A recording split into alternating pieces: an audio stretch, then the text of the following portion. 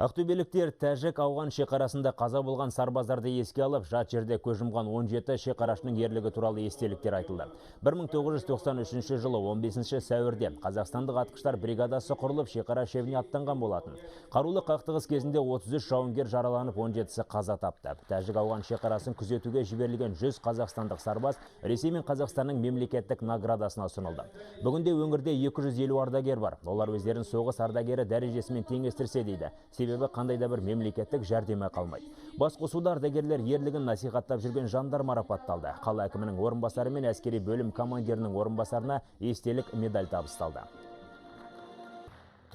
Бүгін мына Тәжік-ауған шекарасында 93 пен 2001 жылдар аралығында қызмет атқарған, төтенше жағдайда қызмет атқарған Қазақстандық батальонның, атқыштар батальонының құрылғанына 21 жыл толу мерекесін атап өтіп жатырмыз. Ол жерде әскери қақтығыстарда біздің көптеген жауынгерлеріміз қаза тапты.